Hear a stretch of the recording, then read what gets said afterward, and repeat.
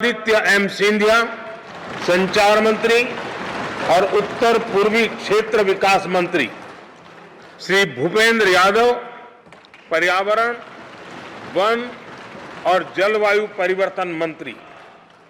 श्री गजेंद्र सिंह शेखावत संस्कृति मंत्री और पर्यटन मंत्री, श्रीमती अन्नपूर्णा देवी महिला एवं बाल विकास मंत्री, श्री किरेन रिजिजू जी संसदीय कार्य मंत्री और माइनॉरिटी अफेयर्स मंत्री, श्री हरदीप सिंह पुरी पेट्रोलियम एवं प्राकृतिक गैस मंत्री, डॉक्टर मनसुख मांडविया श्रम एवं रोजगार मंत्री और यूथ अफेयर्स एंड स्पोर्ट्स मंत्री, श्री जी किशन रेड्डी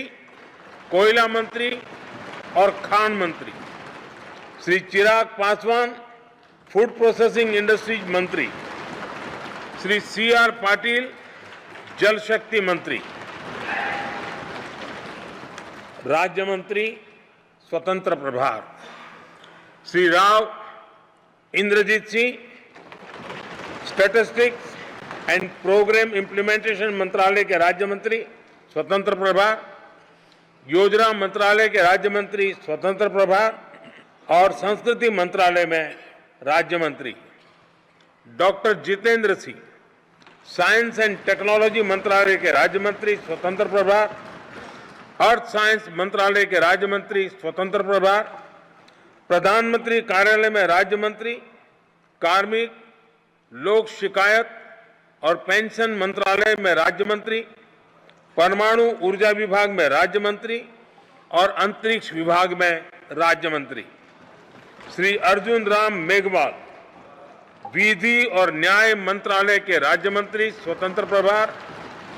और संसदीय कार्य मंत्रालय में राज्य मंत्री,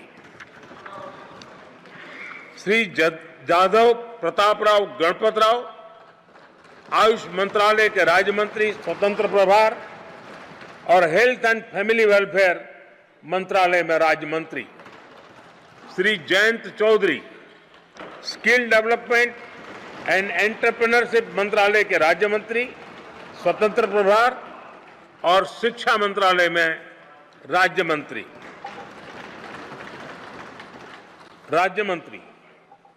श्री जितिन प्रसाद वाणिज्य एवं उद्योग मंत्रालय में राज्य मंत्री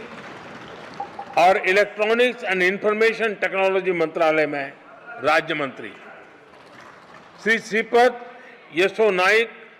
विद्युत मंत्रालय में राज्य मंत्री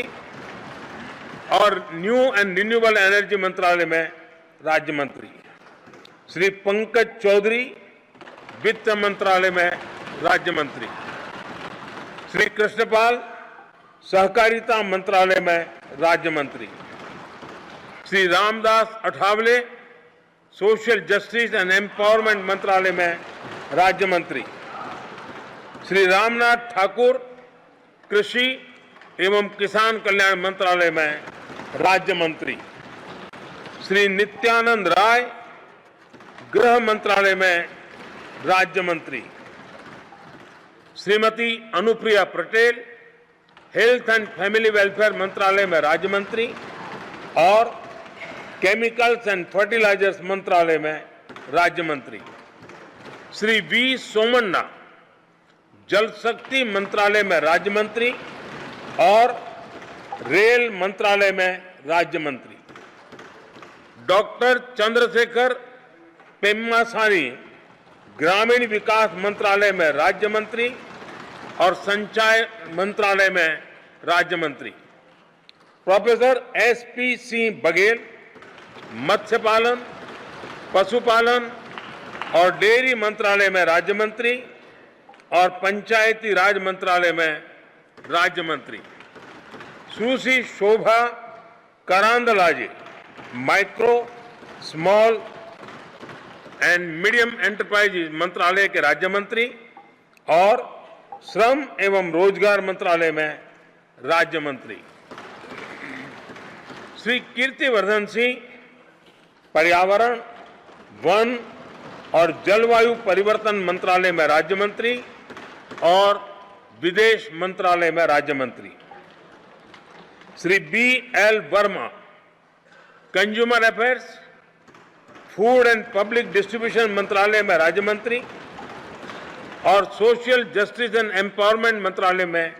राज्य मंत्री, Shri Shantanu Thakur, ports, shipping and waterways मंत्रालय में राज्य मंत्री, श्री सुरेश गोपी, पेट्रोलियम एवं प्राकृतिक गैस मंत्रालय में राज्य मंत्री और पर्यटन मंत्रालय में राज्य मंत्री, डॉक्टर L मुरुगन, सूचना एवं प्रसारण मंत्रालय में राज्य मंत्री और संसदीय कार्य मंत्रालय में राज्य मंत्री, श्री अजय टम्टा, सड़क परिवहन और राजमार्ग मंत्रालय में राज्य मंत्री, श्री बंडी संजय कुमार, गृह मंत्रालय में राज्य मंत्री, श्री कमलेश पासवान, ग्रामीण विकास मंत्रालय में राज्य मंत्री, श्री भागीरथ चौधरी, कृषि एवं किसान कल्याण मंत्रालय में राज्य मंत्री, श्री सतीश चंद्र दुबे,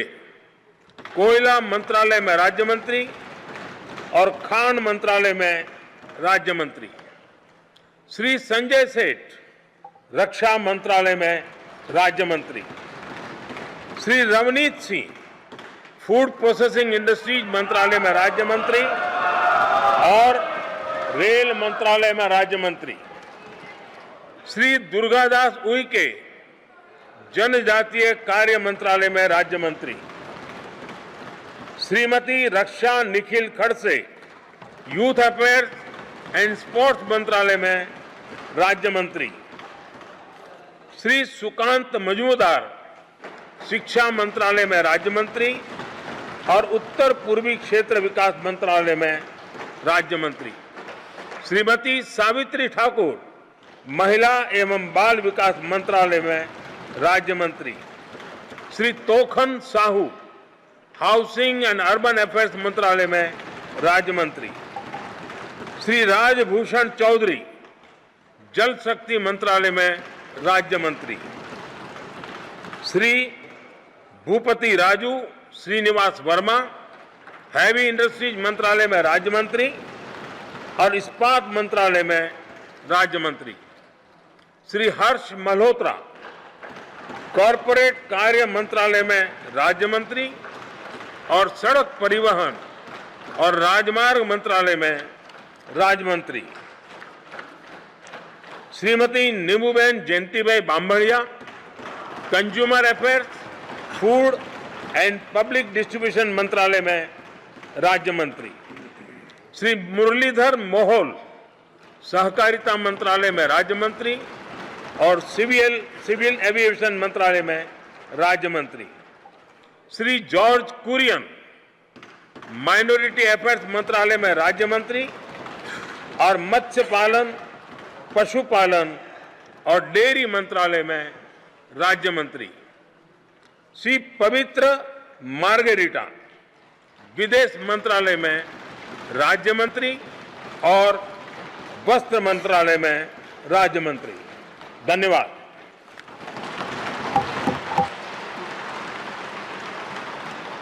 माननीय सदस्यगण, ये सदन 1975 में देश में आपातकाल इमरजेंसी लगाने के निर्णय की कड़े शब्दों में निंदा करता है। इसके साथ ही हम उन सभी लोगों की संकल्प शक्ति की सराहना करते हैं जिन्होंने इमरजेंसी का विरोध किया, अभूतपूर्व संघर्ष किया और भारत के लोकतंत्र की रक्षा का दायित्व निभाया। भारत के इतिहास में 25 जून 1975 के उस दिन को हम हमेशा काले अध्याय के रूप में जाना जाएगा। इस दिन तत्कालीन प्रधानमंत्री श्रीमती इंदिरा गांधी ने देश में इमरजेंसी लगाई और बाबा साहब अंबेडकर द्वारा निर्मित संविधान पर प्रचंड प्रहार किया था। भारत की पहचान पूरी दुनिया में लोकतंत्र की जननी के तौर पर है। भारत में हमेशा लोकतांत्रिक मूल्यों और वाद संवाद का समर्थन हुआ, हमेशा लोकतांत्रिक मूल्यों की सुरक्षा की, उन्हें हमेशा प्रोत्साहित किया गया। ऐसे भारत पर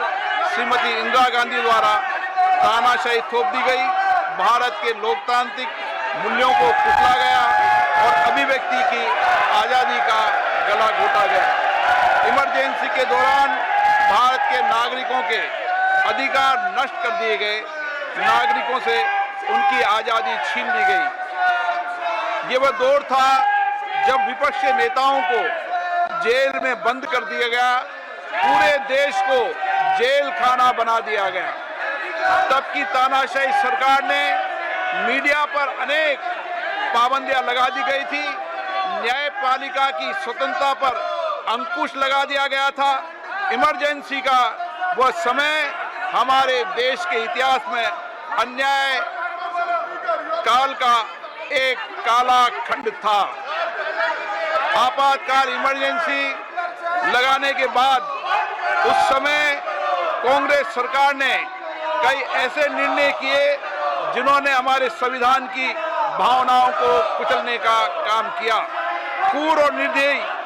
maintenance of internal secretary act Misa में बदलाव करके कांग्रेस पार्टी ये सुनिश्चित किया कि हमारी अदालतें मीसा के तहत गिरफ्तार लोगों को न्याय नहीं दे पाए। मीडिया को सच लिखने से रोकने के लिए parliament president production of publication refill act, press council refill act और prevention of publication of objectional matter act लाए गए। इस काले खंड में संविधान में 38वां, 89वां, 40वां, 41वां और 42वां संविधान संशोधन किया गया। कांग्रेस सरकार द्वारा किए गए संशोधन का लक्ष्य था सारी शक्तियां एक व्यक्ति के पास आ जाए, न्यायपालिका पर नियंत्रण हो, संविधान के मूल सिद्धांत खत्म किए जा सके। ऐसा करके नागरिकों के अधिकारों का दमन किया गया और लोकतंत्र के सिद्धांतों पर आघात किया। इतना ही नहीं, तत्कालीन प्रधानमंत्री श्री इंदिरा गांधी ने कमिटेड ब्यूरोक्रेसी और कमिटेड जुडिशरी की बात कही, जो उनकी लोकतंत्र विरोधी रवैये का एक उदाहरण है। इमरजेंसी अपने साथ ही ऐसे असामाजिक और तानाशाही की भावना से भयंकर चुनौतियों को लेकर आई, जिसने गरीबी, दलित और वंचितों को तबाह कर दिया। इमरजेंसी के दौरान लोगों को कांग्रेस सरकार द्वारा जबरन थोपी गई अनिवार्य नसबंदी का, शहरों में अतिक्रमण हटाने के नाम पर मनमानी का और सरकार की कुनीतियों का प्रहार झेलना पड़ा। ये सदन उन सभी लोगों के प्रति संवेदना जताना चाहता है। 1975 से 1970 कालाखंड अपने आप में एक ऐसा कालाखंड है जो हमें संविधान के सिद्धांतों,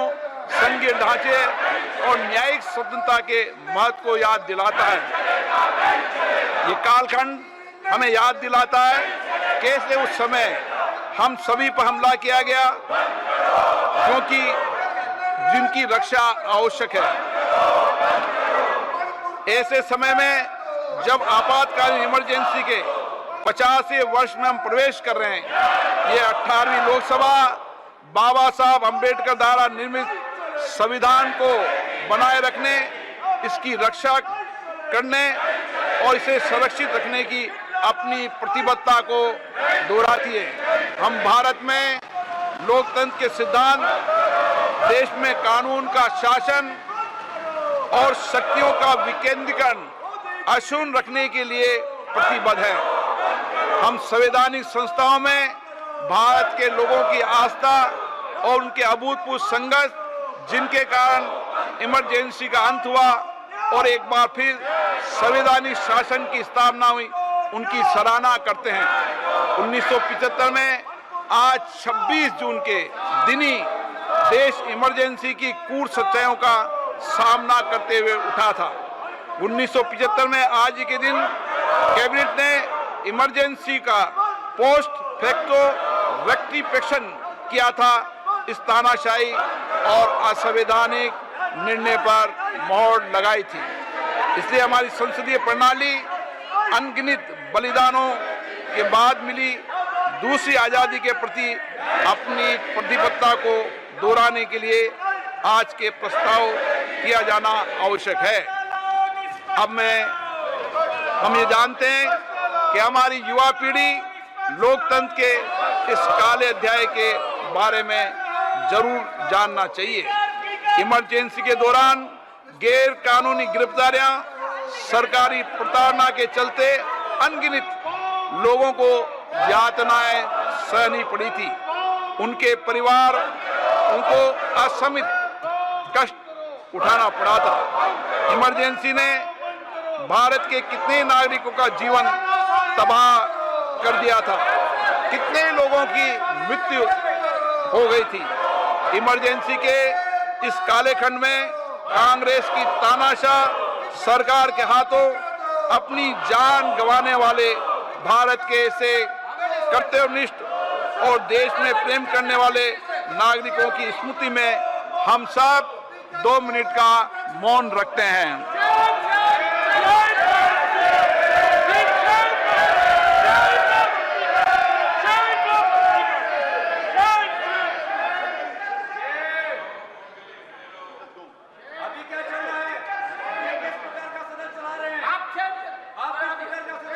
ओम शांति। सभा की कार्रवाई गुरुवार दिनांक 27 जून 2024 को राष्ट्रपति के अभिभाषण की समाप्ति के आधे घंटे के पश्चात के लिए स्थगित की जाती है।